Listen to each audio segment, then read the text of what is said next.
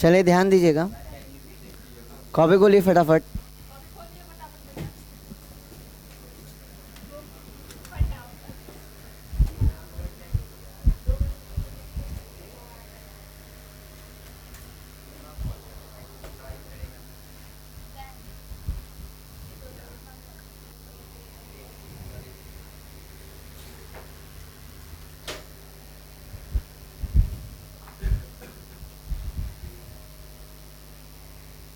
Last topic आपका हुआ था ना, क्या किए थे लास्ट टॉपिक? Electric energy. आज बढ़ेंगे आगे।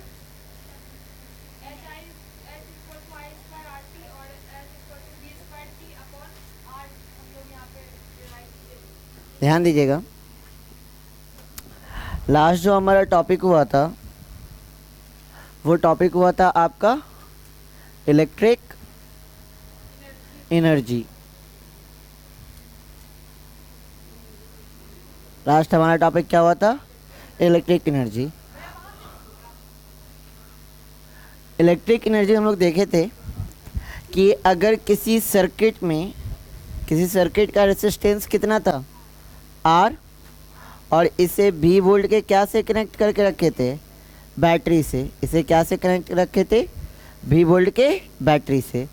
तो जैसे भी वोल्ट के बैटरी से कनेक्ट करते थे तो इससे क्या फ्लो होता था? Current I. इससे क्या फ्लो होता था? Current I. तो किसी सर्किट में करंट को मेंटेन रखने के लिए, किसको मेंटेन रखने के लिए? करंट को मेंटेन रखने के लिए हमें क्या करना पड़ता था? Work done. हमें क्या करना पड़ता था? Work done. जब करंट इस डायरेक्शन में फ्लो कर रहा है तो चार्ज किस डायरेक्शन में फ्लो कर रहा होगा? इसके अपोजिट डायरेक्शन में। और चार्ज किसी एक पॉइंट से किसी दूसरे पॉइंट में जा रहा होगा। वो पॉइंट कौन है हमारा? B to A. चार्ज कहाँ से कहाँ जा रहा है? बी टू ए। जब चार्ज बी टू ए जा रहा है, तो हमें वर्क डन करना पड़ेगा। और वो वर्क डन कितना होगा? W is equal to v q. W is equal to क्या हो जाएगा? We Q. वर्क डन का जो फॉर्मूला होगा वो W इज इक्वल टू क्या हो जाएगा? We Q. क्योंकि करंट को मेंटेन रखने के लिए सर्किट में हमें क्या करना पड़ेगा? Work done. और वो वर्क डन कितना होगा? V into Q. अच्छा, यहाँ पे Q क्या है? चार्ज। T टाइम पे कुछ तो चार्ज आपका पार किया होगा ना। T टाइम पे कुछ तो चार्ज आपके पॉइंट B से कहाँ गया होगा? पॉइंट A तक। और उतने टाइम में आपका करंट कितना फ्लो हुआ है? उतने टाइम पे आपका करंट फ्लो हुआ है I। तो Q इज इक्वल टू क्या होता है? I into t. Q is equal to क्या होता है? I into t. अब यहाँ पे W is equal to V into q. Q की जगह क्या दे सकते हैं? IT। तो ये किसका फॉर्मूला आ गया? वर्क डन का। W इज इक्वल टू क्या हो जाएगा? VIT। W is equal to क्या हो जाएगा? VIT। अब ये जो वर्क डन है, ये वर्क डन हमें किस रूप में दिखेगा? इलेक्ट्रिकल एनर्जी के रूप में। तो E इज इक्वल टू क्या हो जाएगा? VIT। E is equal to क्या हो जाएगा? VIT। जो वर्क डन है वो हमें किस फॉर्म में दिख रहा है? इलेक्ट्रिकल एनर्जी के फॉर्म में। अच्छा, ये जो एनर्जी है, ये एनर्जी हमें किस फॉर्म में दिखेगी?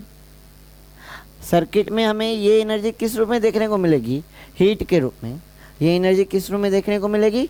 हीट के रूप में। अब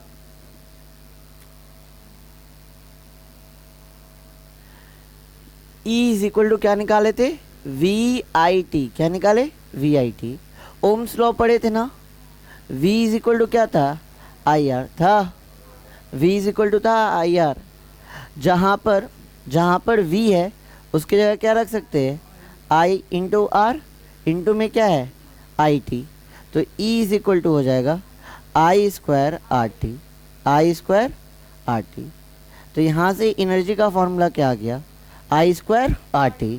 और यही जो एनर्जी है, ये एनर्जी हमें किस रूप में लेके दिखेगा? हीट के रूप में।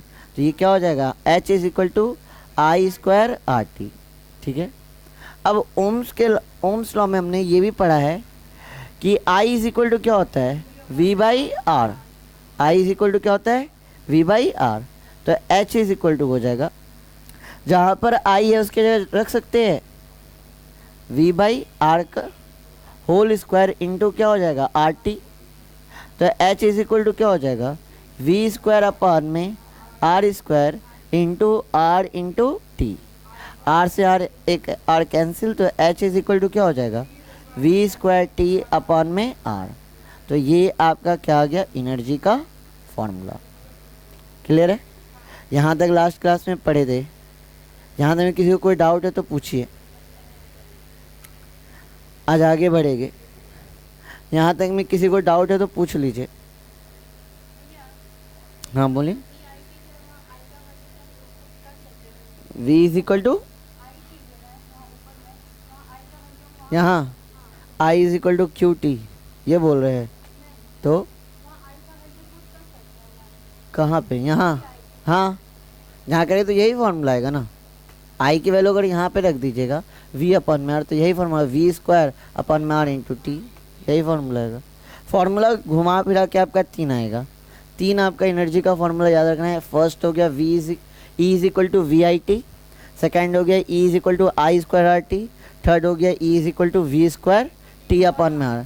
यही 3 फार्मूला आपकी इलेक्ट्रिक एनर्जी का घूमते फिरते रहेगा। इसी से आप और भी फार्मूला ड्राइव कर सकते हैं। तो ये था इलेक्ट्रिक एनर्जी। लास्ट मेरे ख्याल से यही तक पढ़े थे। चलिए आज थोड़ा यूनिट वगैरह की बात करेंगे। टॉपिक बनाइएगा। चलिए अब आज से टॉपिक बनाइए SI unit of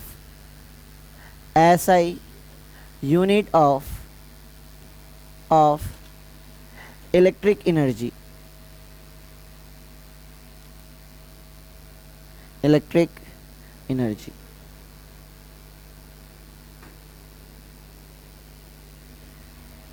SI unit of electric energy.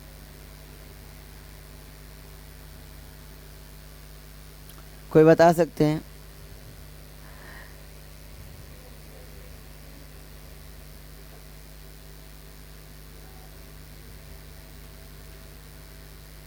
कोई बता सकते हैं ऐसा यूनिट ऑफ इलेक्ट्रिक एनर्जी क्या होगा? हमने अभी तुरंत क्या पढ़ा है? ई इज इक्वल टू क्या होता है? V i t. ठीक है, ऐसा यूनिट ऑफ इलेक्ट्रिक एनर्जी लिख रहे हैं तो क्या लिखेगा? ऐसा यूनिट ऑफ, ये पोटेंशियल है ना, वी यहाँ पे क्या है, तो ऐसा यूनिट ऑफ पोटेंशियल कितना होगा? ऐसा यूनिट ऑफ पोटेंशियल जूल होता है कि वोल्ट होता है? आई क्या है, तो ऐसा यूनिट ऑफ करंट क्या हो जाएगा? एम्पियर। और टी क्या है? ठीक है टाइम, तो ऐसा यूनिट ऑफ टाइम क्या होता है? सेकेंड। तो हम कह सकते हैं कि इसकी जो ऐसा यूनिट है वो क्या हो जाएगा? वोल्ट एम्पियर सेकेंड हो जाएगा। Volt ampere second. कहाँ से हम लोग ये यूनिट निकाले? इसके फॉर्मूले से। ये यूनिट कहाँ से निकाले? इसके फॉर्मूले से, E is equal to v i t से। अच्छा, ये जो वोल्ट एम्पियर सेकेंड है ये किसके इक्वल होगा? ये इक्वल होगा आपके जूल के। ये किसके इक्वल होगा? जूल के। सिंपल इलेक्ट्रिक एनर्जी का या किसी भी टाइप की एनर्जी का ऐसा यूनिट क्या होता है? जूल। ठीक है, इसको नोट कीजिए।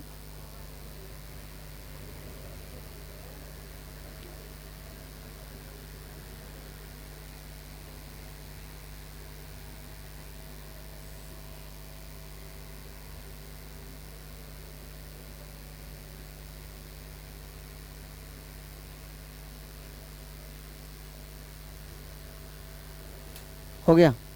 आप कुछ पढ़े हैं सर? अब तक पढ़े हैं? ठीक है, चलिए देखते हैं। हुआ ये जी, आगे बढ़े। तो याद रखना है ऐसा unit of electric energy is joule. आगे बढ़े, डायमेंशनल फॉर्मूला लिखिए। कोई बता सकते हैं डायमेंशनल फॉर्मूला?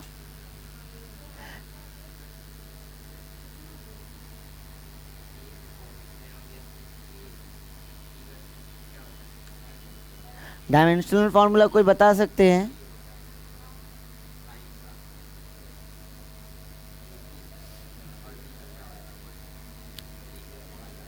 इलेक्ट्रिकल एनर्जी का डायमेंशनल फॉर्मूला क्या होगा? कोई बता सकते हैं? एनर्जी किसके बराबर है? वर्क डन के बराबर। और वर्क डन क्या होता है, work is equal to force into displacement. Force का डायमेंशन क्या है, एम एल टी इनवर्स 2 होता है, और डिस्प्लेसमेंट का क्या हो जाएगा, एल पे पावर क्वेश्चन तो 1, तो क्या हो जाएगा इसकी unit dimension, m l square t inverse 2। तो ये किसका डायमेंशनल फार्मूला हो गया, इलेक्ट्रिकल एनर्जी का। ये किसका डायमेंशनल फार्मूला हो गया, इलेक्ट्रिकल एनर्जी का। नोट कीजिए।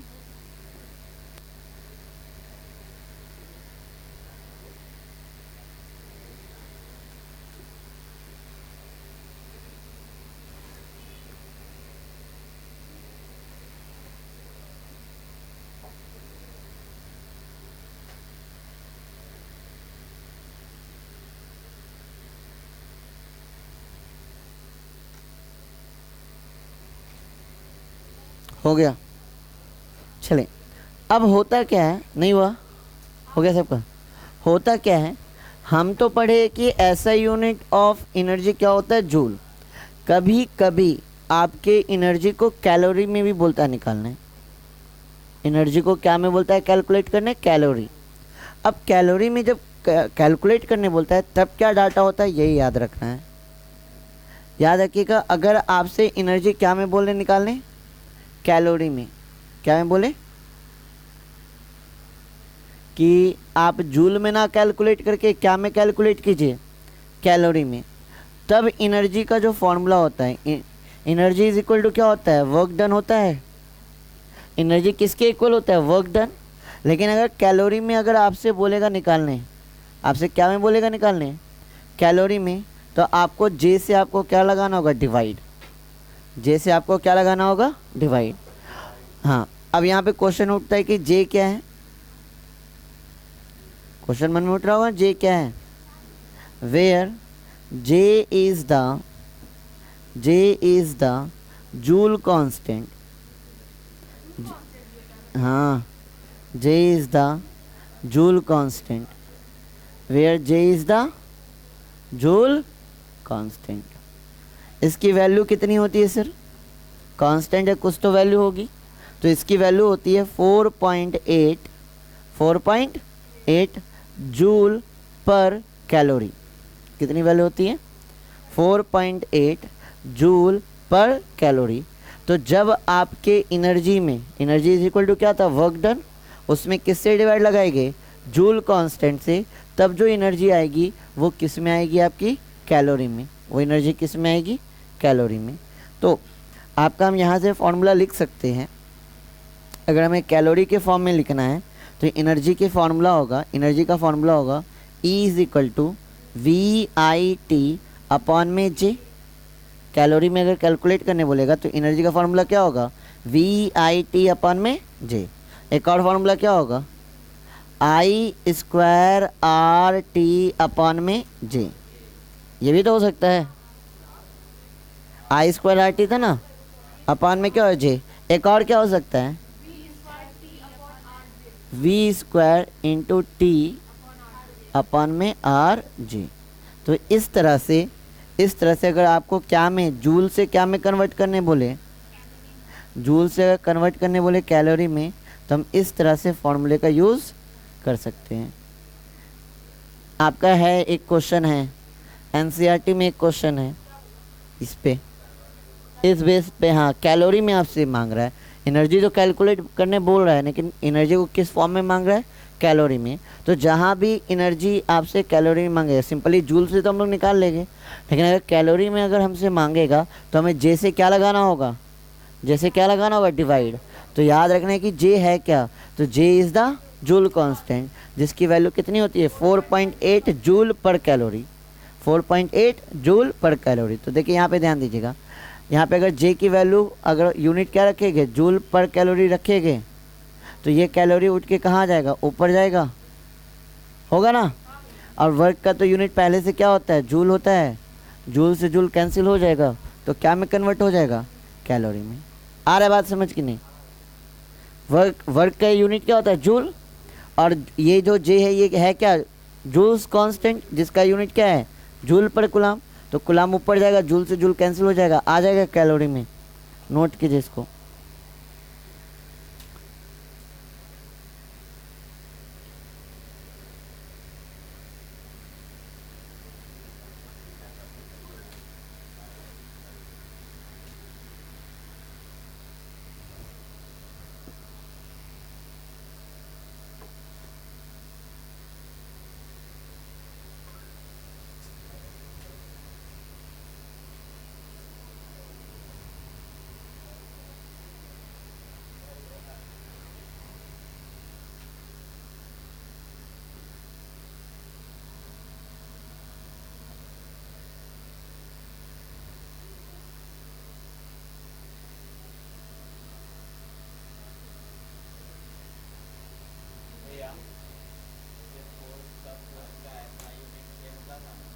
फोर्स का हम्म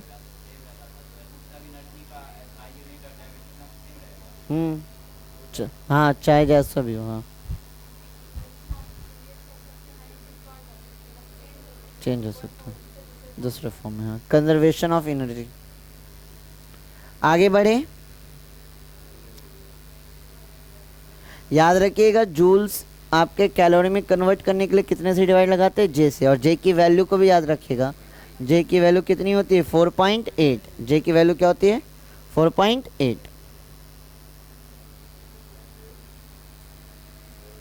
अगले स्लाइड पे है, चलिए। अब इलेक्ट्रिक एनर्जी पढ़ने के बाद हमें पढ़ना होता है, यस सर, इलेक्ट्रिक पावर। हमें क्या पढ़ना होता है, इलेक्ट्रिक पावर। टॉपिक बनाइएगा इलेक्ट्रिक पावर। हाँ बोलिए, क्या है क्वेश्चन। वर्क एनर्जी पावर, इसे सिर्फ इलेक्ट्रिक वर्क, इलेक्ट्रिक एनर्जी और इलेक्ट्रिक पावर ही पढ़ना है। वर्क एनर्जी पावर तो क्लास 11th का चैप्टर है सर। हो गया, लगा लिए हेडिंग सारे बच्चे। डिफिनेशन लिखिएगा, इलेक्ट्रिक पावर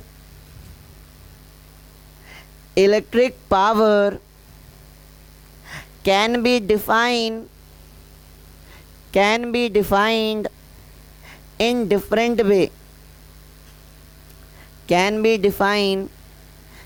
different way, इसको कई तरीके से डिफाइन कर सकते हैं। लास्ट हम लोग इलेक्ट्रिक एनर्जी को डिफाइन किए थे, वहाँ पे क्लास टाइम हो गया था, क्लास एंड हो गया था। आज यहाँ से एक न्यू टॉपिक स्टार्ट हुआ है इलेक्ट्रिक पावर, जिसको हम लोग कई तरीके से डिफाइन कर सकते हैं। ए नंबर लिखिएगा, electric power can be defined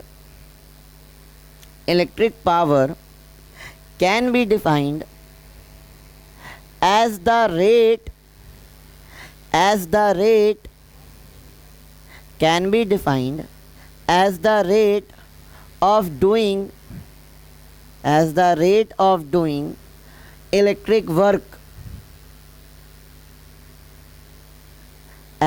rate of doing electric work,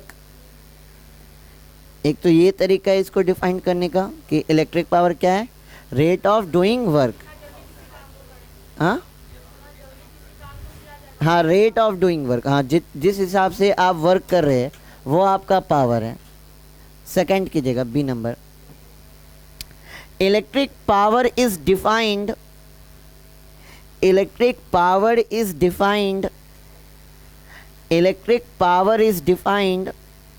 as the heat energy. Electric power is defined as the heat energy produced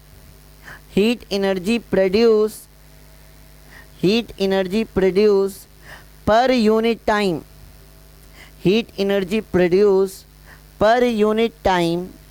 In an electric device.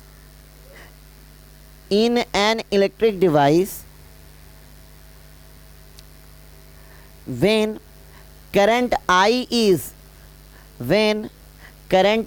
is passing through it.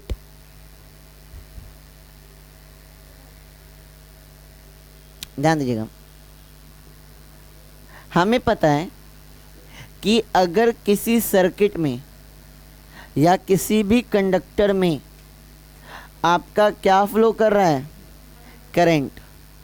किसी circuit में अगर आपका क्या flow कर रहा है, current, तो current flow होने के कारण सर्किट में क्या प्रोड्यूस होगा, सर्किट में क्या प्रोड्यूस होगा, कोई बता सकते हैं? सर्किट में क्या प्रोड्यूस होगा, हीट। सर्किट में क्या प्रोड्यूस होगा, हीट एनर्जी प्रोड्यूस होगा ना। धीरे धीरे हमारा सर्किट क्या होने लगेगा, गर्म। जैसे किसी भी सर्किट में या कंडक्टर में आपका करंट फ्लो होगा, वैसे वैसे हमारा सर्किट धीरे धीरे क्या होने लगेगा, गर्म। तो पर यूनिट टाइम पे जितना हीट एनर्जी प्रोड्यूस होता है, कितना, पर यूनिट टाइम पे जितना हीट एनर्जी प्रोड्यूस होता है उससे ही हम लोग क्या कहते हैं, पावर।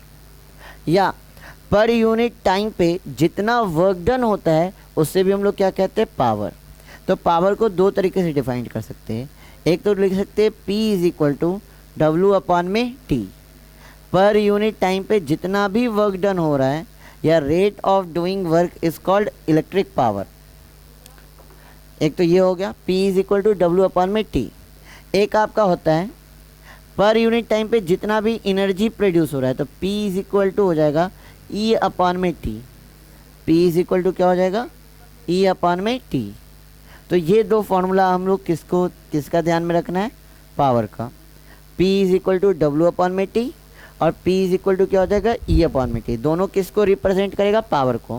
क्योंकि पावर को दो तरीके से डिफाइन किए, rate of doing work. Rate का तो सिंपल मतलब है कि टाइम से क्या लगा देना है, डिवाइड। पर यूनिट टाइम पे जितना वर्क डन कर रहे हैं वही हमें क्या आएगा, पावर। और सेकेंड डेफिनेशन तो आपका क्लियर कह रहा है कि पर यूनिट टाइम पे जितना हीट प्रोड्यूस होगा वही आपका क्या होगा, पावर। तो P इज इक्वल टू क्या हो जाएगा, E अपॉन में टी। फटाफट ये दोनों नोट कीजिए।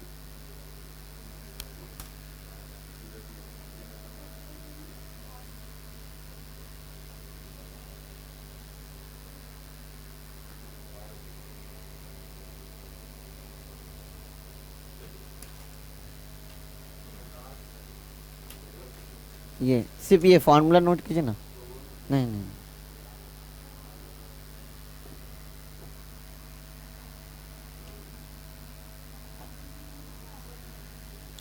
अब सारे बच्चे यहाँ पे फोकस हुई है। हो गया, ये दोनों हो गया। अब P is equal to E upon में टी। E क्या है, E क्या है, एनर्जी। और एनर्जी का फॉर्मूला अभी हम लोग क्या निकाले, I स्क्वायर आर टी निकाले। अपॉन में क्या है, T है। ये T से ये T कैंसिल होगा, तो P इज इक्वल टू क्या हो जाएगा, I square r. P is equal to क्या हो जाएगा, I स्क्वायर आर। तो पावर का एक फॉर्मूला ये हो गया। कैसे फॉर्मूले को यूटिलाइज करना है वो तो क्वेश्चन पे डिपेंड होगा कि क्वेश्चन में कौन कौन सा डाटा दिया है, उसके अकॉर्डिंग हम लोग क्या करेंगे, फॉर्मूला को पुट करेंगे। तो P इज इक्वल टू क्या हो गया, I स्क्वायर आर। फिर ध्यान दीजिए, P इज इक्वल टू हमारा होता क्या है, E अपॉन में T। E क्या है, E क्या है, इलेक्ट्रिकल एनर्जी है। और इलेक्ट्रिक एनर्जी का एक और फॉर्मूला पढ़े थे, वो पढ़े थे V square into T upon में R।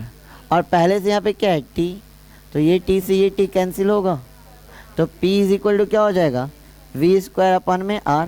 तो पावर का एक फार्मूला ये भी है, पावर का एक फार्मूला क्या है, ये भी है। P इज इक्वल टू क्या होता है, V स्क्वायर अपॉन में R। एक और फार्मूला होगा, एक और फार्मूला होगा, पता है कौन, P इज इक्वल टू होता है ना E अपॉन में T। P is equal to होता है E अपॉन में T। और E इज इक्वल टू क्या पढ़े थे, VIT पढ़े थे। अपॉन में क्या हो जाएगा, T, T से T खत्म, तो P इज इक्वल टू क्या हो जाएगा, V इंटू आई।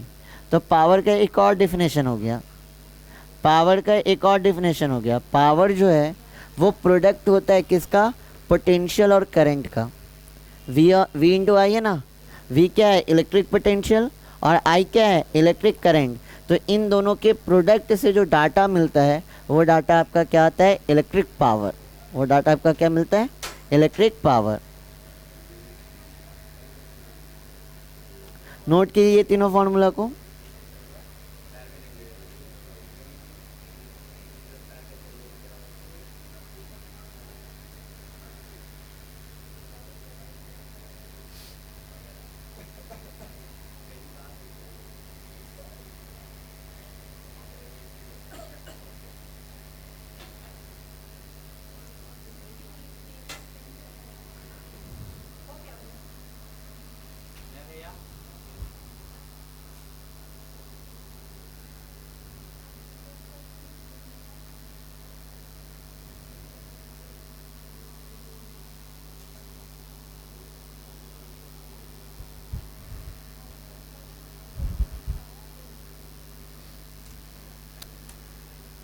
ठीक है, क्लियर है ये। इलेक्ट्रिक पावर तो आ गई ना समझ में कि पावर है क्या, फॉर्मूला भी याद रहेगा।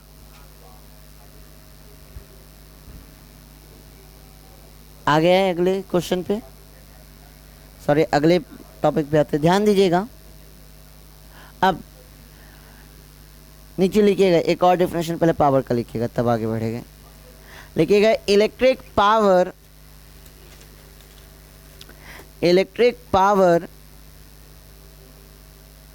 is simply defined as the electric power is simply defined as the product of the electric power is simply defined as the product of the applied voltage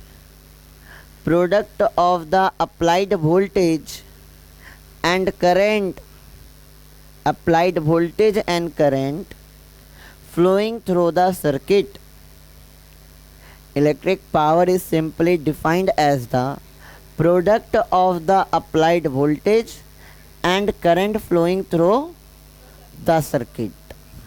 power का सिंपल फॉर्मूला क्या हो जाएगा, P is equal to V into I,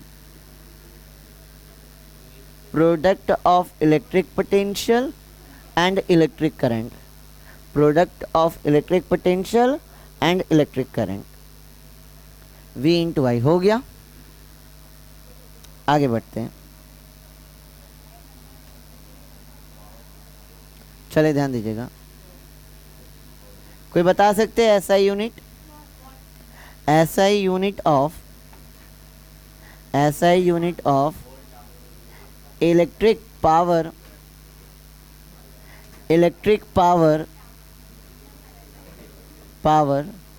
is what?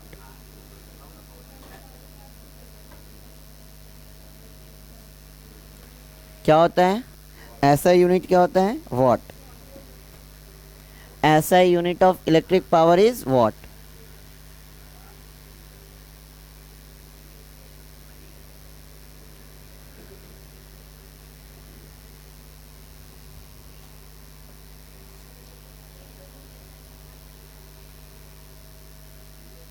हो गया। नीचे एक question लिखिएगा,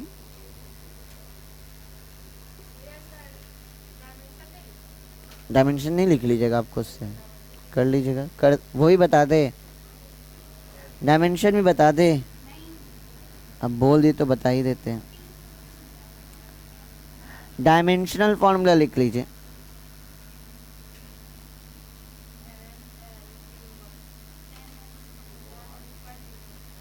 P is equal to होता क्या है, W अपॉन में T होता है। P इज इक्वल टू होता है W अपॉन में T।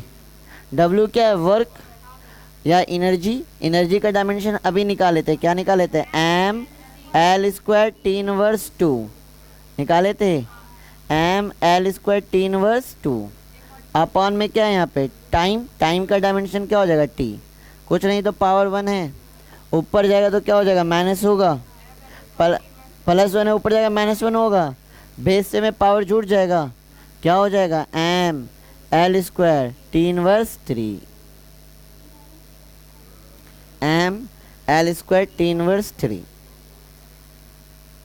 क्लियर है। अब डायमेंशन हो गया। एक क्वेश्चन कीजिए,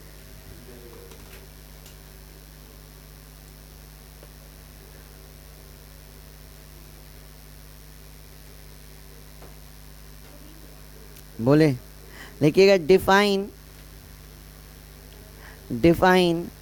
1 वाट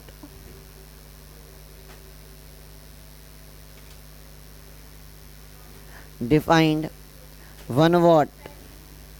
लिखिएगा electric power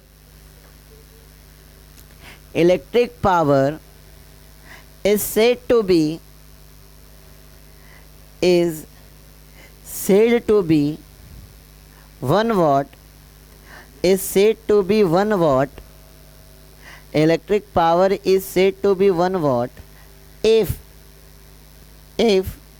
1 ampere current 1 ampere current flow through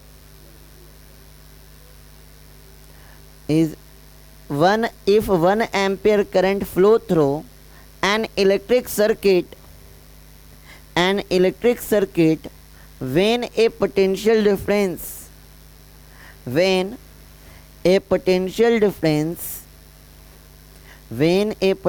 difference of 1 volt is applied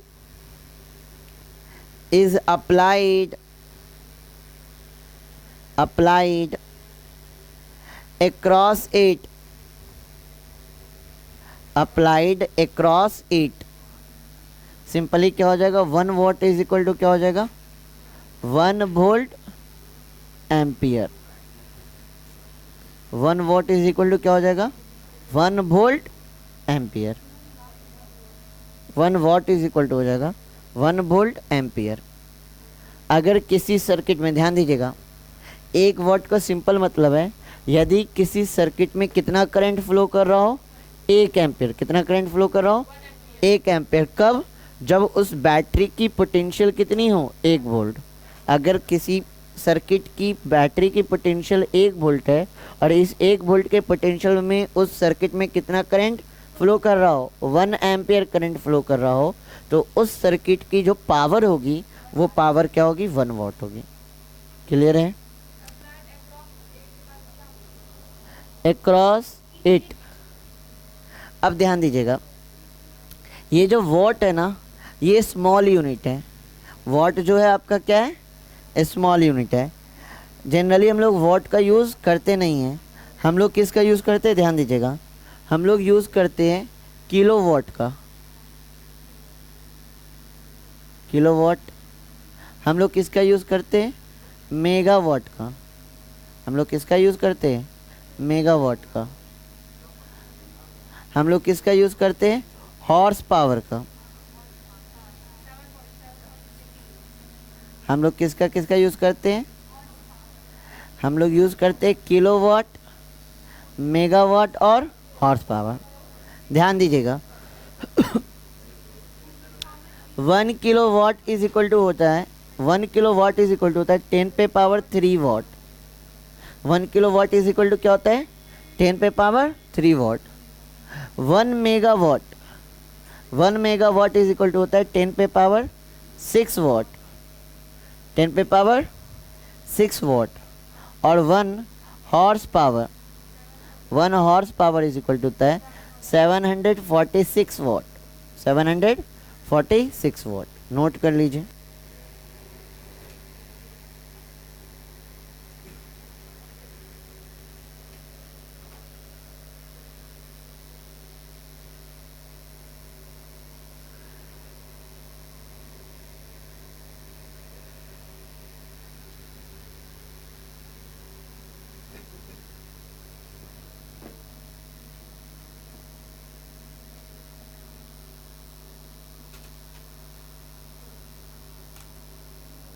ठीक है। वॉट का जनरली न्यूमेरिकल बनाने टाइम हम लोग वॉट का यूज़ नहीं करेंगे क्योंकि वॉट बहुत छोटा सा यूनिट है। बड़े बड़े यूनिट का यूज़ होगा किलोवाट मेगावाट हॉर्स पावर वगैरह वगैरह का क्या होगा यूज़ होगा। तो चीज़ों को ध्यान में रखना है। आगे बढ़ें। अब थोड़ा ध्यान दीजिएगा। नहीं हुआ था लीजिए कीजिए। नहीं अभी कुछ इम्पोर्टेंट सेक्शन बचा है। जैसे कल का क्लास मोस्ट इम्पॉर्टेंट होगा टाइम पे रहिएगा। कल पूरा हमको 1 घंटा चाहिए है ना।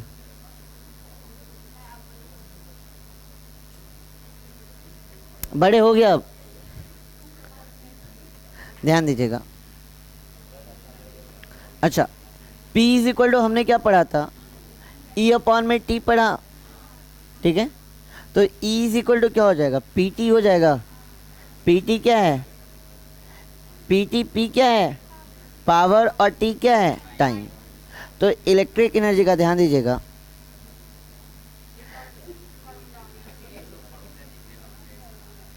इलेक्ट्रिक एनर्जी का ध्यान दीजिएगा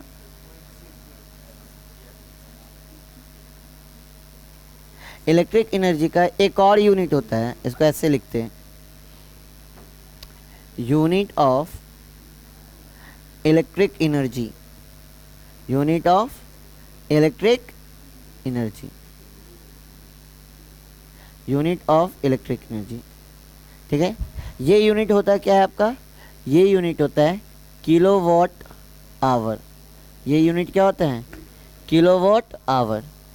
इलेक्ट्रिक एनर्जी का एक और यूनिट होता है, वो क्या होता है, किलोवाट आवर। किलोवाट किसका यूनिट है, पावर का, और आवर किसका यूनिट है, टाइम का। तो एक यूनिट आपका ये भी यूज़ होता है, किलोवाट आवर, जिसको बोलते हैं डोमेस्टिक यूनिट। घरों में हमारा जो मीटर वगैरह जो रीडिंग हो रहा है, जो इलेक्ट्रिक एनर्जी कंज्यूम कर रहा है, वो किस रूप में कंज्यूम कर रहा है, किलोवाट आवर में।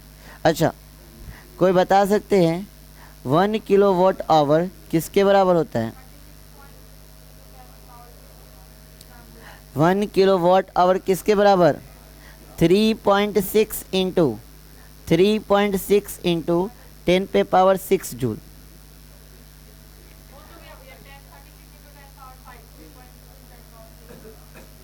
कितना होता है, 3.6 इंटू 10 पे पावर 6 जूल। ठीक है, नोट कर लीजिए इसको भी, उसके बाद आगे बढ़ेंगे।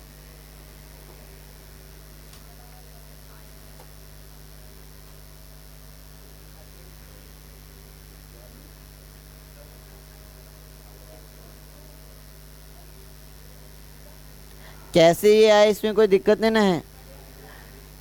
3.6 इंटू 10 पे पावर 6 जूल कैसे है, कोई दिक्कत नहीं ना है, कि ये भी निकाल के दिखा दें।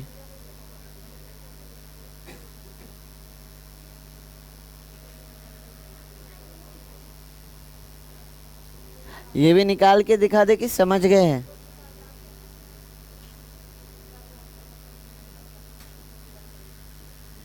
यहाँ मेरे जवाब, मेरे क्वेश्चन का आंसर कीजिए, इसको निकाल के दिखाना होगा कि समझ गए हैं।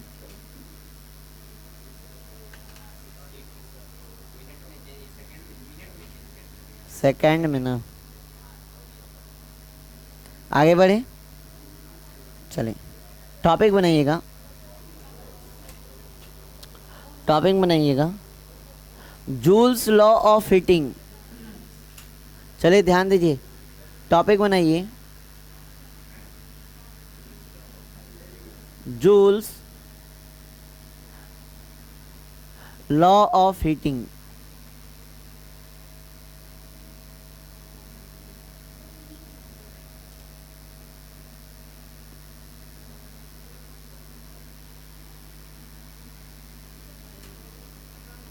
जूल्स लॉ ऑफ हीटिंग,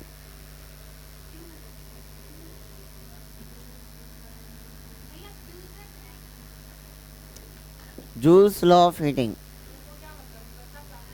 ध्यान दीजिएगा, हमने अभी एक फॉर्मूला निकाला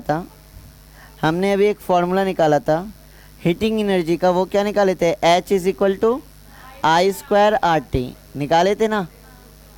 H इज इक्वल टू क्या निकाले थे, आई स्क्वायर आर टी। इसी के बेस्ड पे जूल ने क्या दिया, अपने लॉ को दिया है। और ये लॉ कितने हैं, 3। ये लॉ कितने हैं, 3।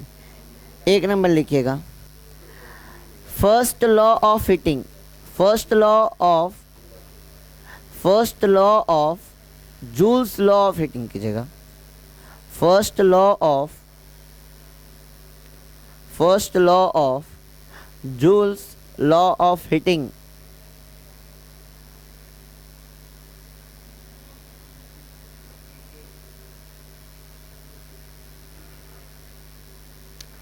लिखिएगा, the amount of generate heat, the amount of generated heat, the amount of generated heat is proportional to the, it's proportional to the wires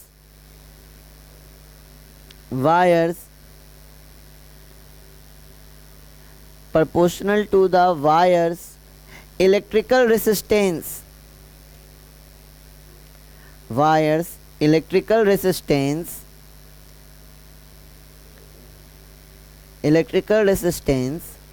when when the current in the circuit when the current in the circuit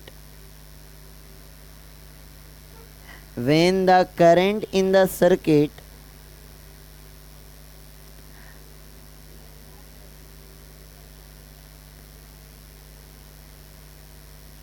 electrical when the current in the circuit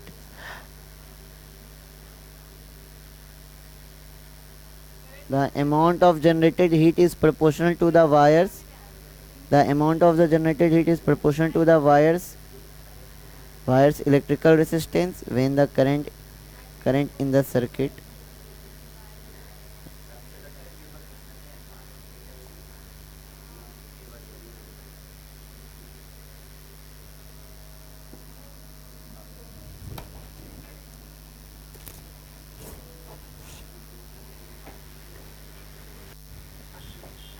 ऐसे कीजिएगा when the current in the circuit flow through नहीं सही है आगे कीजिएगा when the current in the circuit flow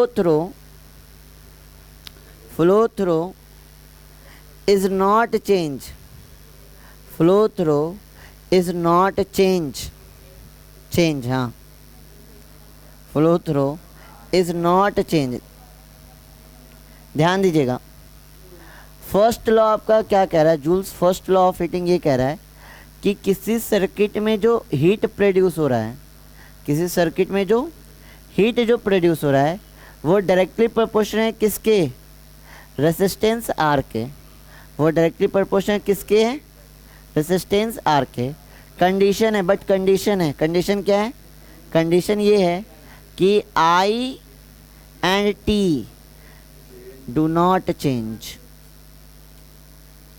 I and T do not change.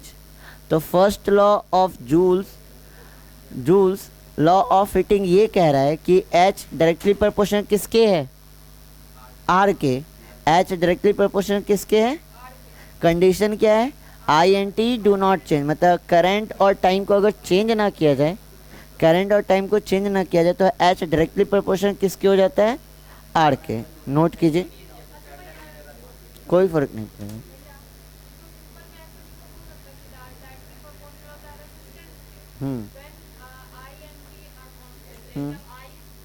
आई और R T constant तभी H directly proportional होगा आर के सेकेंड लॉ करेंगे ये नहीं हुआ इसको कर लीजिए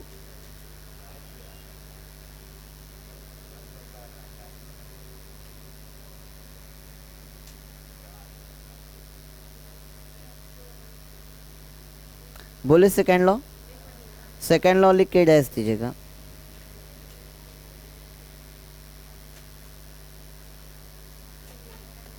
लिखिएगा the amount of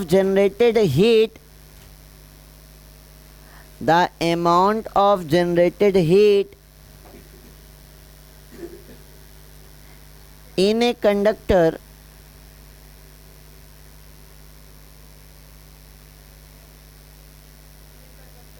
in a conductor is proportional to the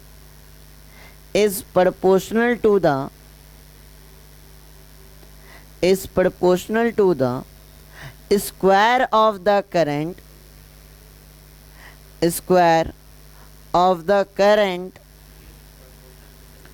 proportional to the square of the current flow through the circuit when electrical resistance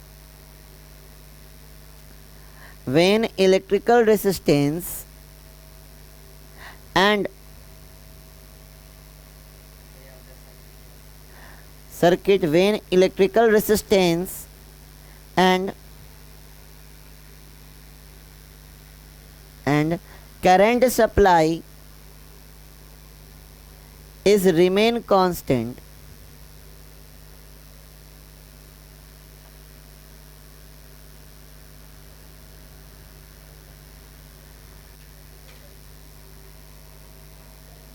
ध्यान दीजिएगा सेकेंड लॉ ये कह रहा है कि सर्किट में जो हीट प्रोड्यूस हो रहा है, सर्किट में जो हीट प्रोड्यूस हो रहा है, वो जो हीट है वो डायरेक्टली प्रोपोर्शनल किसके है, स्क्वायर ऑफ द करंट। लेकिन इसमें भी क्या लगा है कंडीशन, इसमें भी कंडीशन क्या लगा है, आर और टी डू नॉट चेंज। हाँ, क्योंकि करंट सप्लाई रिमेन कांस्टेंट लिखा है तो टी तो खुद पे खुद कांस्टेंट हो गया ना, एक कांस्टेंट टाइम पे ही ना करंट सप्लाई हुआ। तो आर और टी जब कांस्टेंट होगा, जब चेंज नहीं होगा, तो एच डायरेक्टली प्रोपोर्शनल किसके होगा, आई स्क्वायर के। इस वाले में आर और टी क्या है, दोनों क्या है, कांस्टेंट है, तो एच डायरेक्टली प्रोपोर्शनल किसके होगा, आई स्क्वायर के। नोट कीजिए इसको।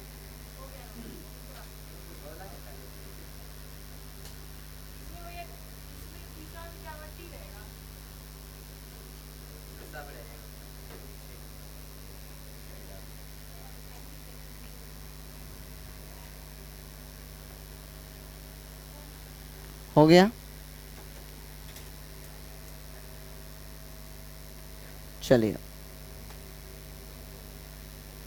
थर्ड लॉ लिख के डैश दीजिएगा। The amount of heat produce, the amount of heat produce because of the current flow, because of the current flow is proportional to, is proportional to, is proportional to the time, is proportional to the time of flow, is proportional to the time of flow when the resistance, when the resistance and current, when the resistance and current flow is kept constant, flow is kept constant।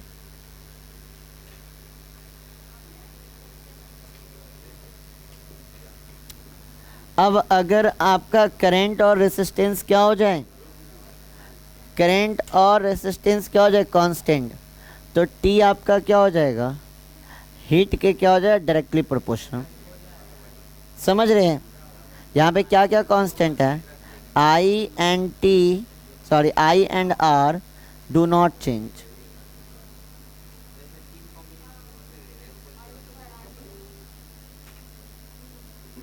अब इन तीनों का मतलब समझे, इन तीनों का मतलब ध्यान दीजिए। हो गया, इरेज करें, ये हो गया।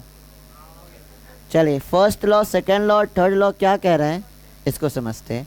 फर्स्ट लॉ में जो एच है वो डायरेक्टली प्रोपोर्शनल किसके है, आर के, और इसमें आपका आई और टी क्या हो रहा है, चेंज हो रहा है क्या, और आई और टी इसमें क्या है, कांस्टेंट है, ठीक है। सेकंड लॉ क्या कह रहा है, एच डायरेक्टली प्रोपोर्शनल किसके, आई स्क्वायर के। इस कंडीशन में क्या नहीं चेंज हो रहा है, आर और टी, ये आपका चेंज नहीं हो रहा है। थर्ड लॉ क्या कह रहा है, एच डायरेक्टली प्रोपोर्शनल किसके, टी के, और इसमें क्या नहीं चेंज हो रहा है, आई और आर डू नॉट चेंज। हो रहा है ना। अब चीज़ों को समझिएगा। अब कोई सर्किट है जिसमें आई और टी को क्या कर दिए, कांस्टेंट, मतलब करंट मान लिया जाए 5 एम्पियर करंट जा रहा है और इसको हम 10 सेकंड के लिए फ्लो कराते हैं। टाइम और करंट क्या कर दिए, कांस्टेंट। तो हीट डायरेक्टली प्रोपोर्शनल किसके होगा, रेसिस्टेंस के। जितना ज़्यादा उस सर्किट का रेसिस्टेंस देखने को मिलेगा उतना ज़्यादा उसमें क्या प्रोड्यूस होगा, हीट। समझ में आ रहा है। आई और टी को अगर हम कांस्टेंट कर रहे किसी सर्किट का, तो उस सर्किट में जितना ज़्यादा आपका रेसिस्टेंस होगा उतना ज़्यादा हमें क्या देखने को मिलेगा, हीट। सेकंड, अगर किसी सर्किट का रेसिस्टेंस और टाइम क्या कर दिए, कांस्टेंट। एक सर्किट है, एक सर्किट का हमने क्या क्या कांस्टेंट कर दिया है, आपका रेसिस्टेंस और क्या कांस्टेंट कर दिया है, टाइम। तो उस हीट जो है वो डायरेक्टली प्रोपोर्शनल किसके हो जाएगा, करंट के। जितना ज़्यादा उस सर्किट से करंट फ्लो करेगा उतना ज़्यादा सर्किट में क्या प्रोड्यूस होगा, हीट। अगर रेसिस्टेंस सेम है, टाइम सेम है। एक सर्किट है जिससे 5 एम्पियर का करंट जा रहा है और एक सर्किट ऐसा है जिससे 10 एम्पियर का करंट जा रहा है। तो हीट ज़्यादा कहाँ प्रोड्यूस होगा? 10 एम्पियर वाले में। जितना ज़्यादा आपका करंट होगा और उतना ही ज़्यादा आपका क्या प्रोड्यूस होगा? हीट प्रोड्यूस होगा। लास्ट, आई डायरेक्टली प्रोपोर्शनल किसके है? टी के। इस केस में हमें क्या करना है? आई और आर को एच डायरेक्टली प्रोपोर्शनल किसके? टी के। इस केस में आई और टी क्या है? कांस्टेंट है। अब आई और टी कांस्टेंट है तो जितने टाइम तक आपके सर्किट में करंट फ्लो होगा हीट उतना ज़्यादा प्रोड्यूस होगा। मतलब एक ऐसा सर्किट है जिसमें आप 10 मिनट तक आपने क्या किया है? करंट फ्लो किया है, और एक ऐसा सर्किट है जो आधा घंटा तक चला है, तो ज़्यादा हीट किस में देखने को मिलेगा? आधा घंटा। और ये सब किसने जनरली हम लोग ऑब्जर्व करते हैं। अगर एक बल्ब है जो आधा घंटा ग्लो किया है, एक बल्ब है जो 10 मिनट ग्लो किया है, तो आधा घंटा जो बल्ब ग्लो किया है वो ज़्यादा गर्म होता है। तो ये सब कॉमन ऑब्जर्वेशन है जो हम लोग डेली लाइफ में देखते हैं। एक क्वेश्चन घर से बना के आइएगा, क्वेश्चन लिखिए, एक क्वेश्चन लिखिए घर से ट्राई करके आइएगा। Which of the two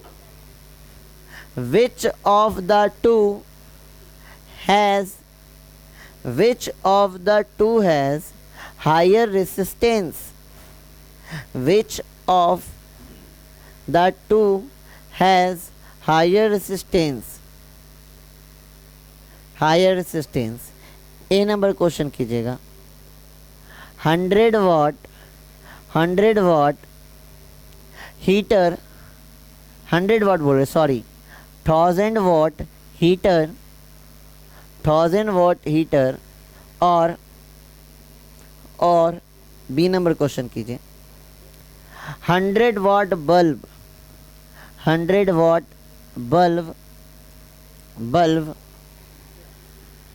marked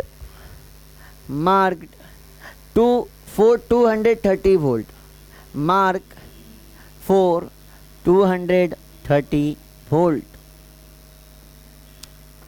230 volt, marked for 230 volt. ध्यान दीजिए, दो इलेक्ट्रिकल अप्लायंसेस है, एक कौन है हमारा? एक है हीटर और दूसरा कौन है? बल्ब। हीटर का पावर कितना है? 1000 वाट, और बल्ब का कितना है पावर? 100 वाट। और दोनों में कितने वोल्टेज को मार्क किया गया है? 230 वोल्ट। तो आपको बताना है किसका रेसिस्टेंस ज़्यादा होगा, ये बताना है। हो जाएगा? चलिए, इतना ट्राई करके आइएगा। कल के क्लास पे एब्सेंट मत होइएगा, क्योंकि कल का क्लास बहुत ज़्यादा इंपॉर्टेंट होगा।